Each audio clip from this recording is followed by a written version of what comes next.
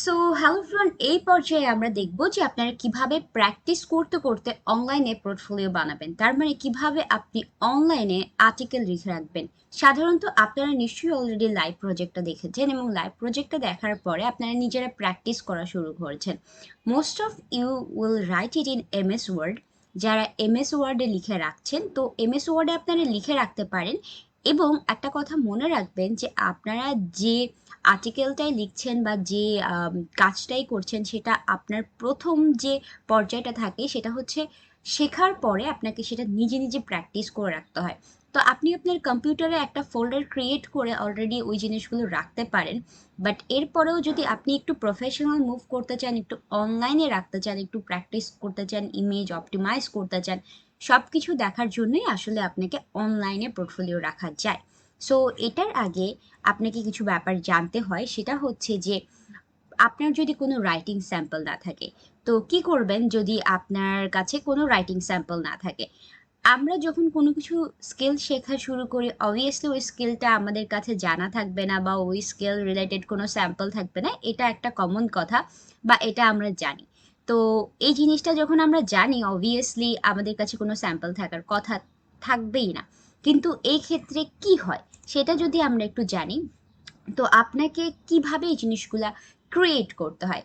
আপনার যত freelancing client থাকে বা ফ্রিল্যান্সিং এর বাদেও যারা ব্লগিং করতে চায় বা ব্লগিং সাইট ক্রিয়েট করতে চায়, নিজেদের ব্লগিং সাইটস যেখানে অ্যাডসেন্স অ্যাড করে তারা আর্ন করতে পারবে, সেই ক্ষেত্রে দেখা যায় যে আপনার যত রাইটিং স্যাম্পলস থাকে, আপনি যখন প্র্যাকটিস করবেন তখনই তো আপনার ভালোভাবে হাত খুলবে। তো সেটার ক্ষেত্রে ফার্স্টের দিকে একদমই আপনার ক্লায়েন্টেরা অবভিয়াসলি আপনার রাইটিং স্যাম্পলস চায়। যেমন বিভিন্ন বাংলাদেশি গ্রুপগুলোতে যাবেন যেখানে এই যে ধরনের কাজগুলো দেখায়, সেখানে অবভিয়াসলি তারা আপনার প্রিভিয়াস রাইটিং স্যাম্পলসগুলো চায়। এটাতে আপনার কি হয়, এটাতে কেন চায়, বিকজ তারা দেখতে চায় যে আপনি কিভাবে লিখেন, আপনার ওয়ার্ডিং কেমন।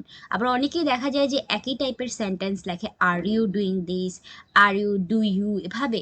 লাইক অনেকেই থাকে যে অনেক কম সুন্দর শব্দ যেগুলোকে বলে ওগুলো ইউজ করে না, একদম প্রিটি বেসিক টোনে লেখে। অবভিয়াসলি এটা ম্যাটার করে যে মানুষ বোঝার জন্য আপনাকে বেসিক টোনে লেখা লাগে, বাট তারপরেও একটু প্রফেশনাল টোন থাকা খুবই ভালো। অ্যান্ড দেন আপনি যখন এই যে পোর্টফোলিও বা অনলাইন পোর্টফোলিও বা এই জিনিস স্যাম্পলগুলো যখন একসাথে রাখবেন, তখন আপনার এই জিনিসগুলো যখন ফ্রিল্যান্সিংয়ের কাজ শুরু করবেন তখন আপনার শুরু করতে সহযোগিতা করবে। এখন এটার ক্ষেত্রে অনেকেই আমাকে জিজ্ঞেস করে যে আপু, আমার কতগুলো পোর্টফোলিও থাকা ভালো? যত সংখ্যক পোর্টফোলিও থাকবে আপনার ততই ভালো।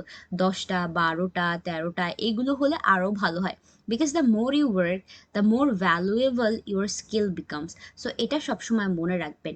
তো আপনি দেখেন যে যে লোকটা টেকনোলজি রিলেটেড আর্টিকেল রাইটার খুঁজছে, সে অবভিয়াসলি টেকনোলজি রিলেটেড সেক্টরে যে আগে লিখেছে তাকে কি করতে পারে, তাকেই হায়ার করতে পছন্দ করবে এবং তাকেই হায়ার করতে স্বাচ্ছন্দ্য বোধ করবে। তো অবভিয়াসলি এখানে লেখা আছে, দেখেন, similar niche wins the project. So এটা আপনারা মনে রাখবেন যে যদি পার্টিকুলার নিশ থাকে আপনার, ওই নিশের রিলেটেড জব খুঁজতে আপনার সুবিধা হবে। যেমন কেউ ফুড নিয়ে লেখে, কেউ বেবি ফুড নিয়ে লেখে, কেউ টেকনোলজি নিয়ে লেখে, কেউ ল্যাপটপ নিয়ে লেখে, কেউ মোবাইল ডিভাইসেস নিয়ে লেখে।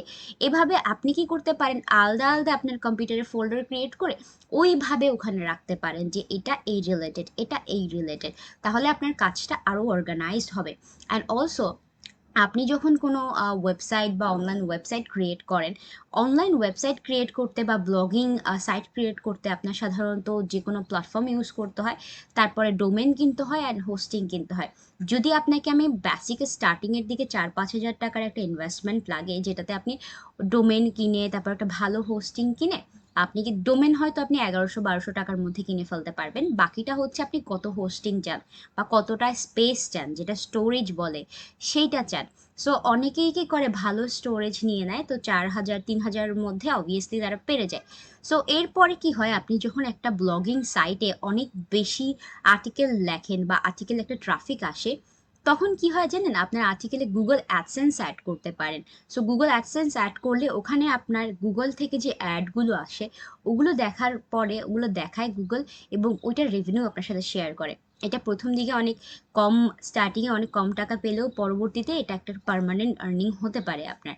সো এটা একটা আর্নিং ওয়ে হতে পারে, যেখানে আপনার কাজের স্যাম্পলও থাকলো প্লাস আপনি আর্নিংও করলেন। তো এটা করতে পারেন। প্লাস আমরা অবভিয়াসলি 3টা সাইটের কথা বলবো।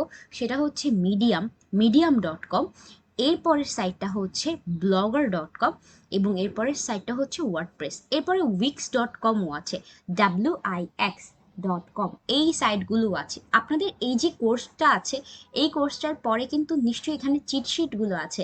এই চিটশিটগুলো যেয়ে আপনারা কিন্তু আরও ডিটেলস পেয়ে যাবেন, যে এই সাইটগুলো কিভাবে অ্যাকাউন্ট ক্রিয়েট করে, এই সাইটের বিভিন্ন ধরনের ডিটেলসগুলো, বা এই যে এই সাইটের রিলেটেড টিউটোরিয়াল সব কিছুর কিন্তু একটা বুক রেফারেন্স আছে।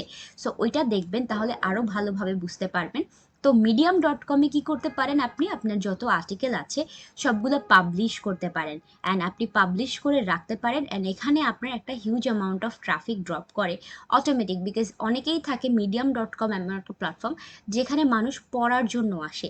এটা একটা online platform.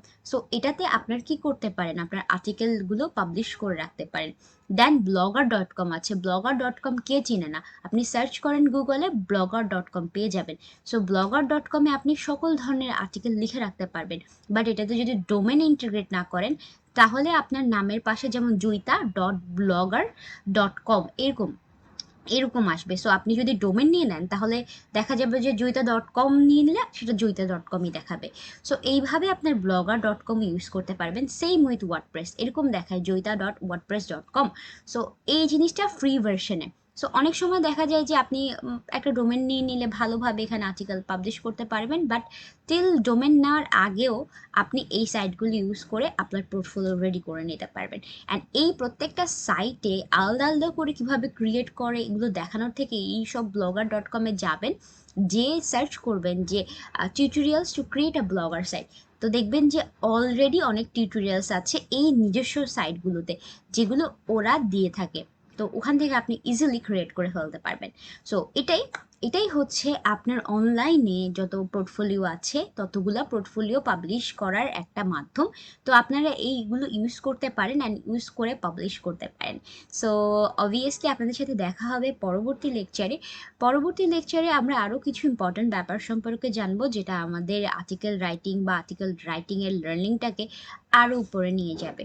So till then সবাই ভালো থাকুন, সুস্থ থাকুন। This is your mentor Joyita Banerjee, signing out for today.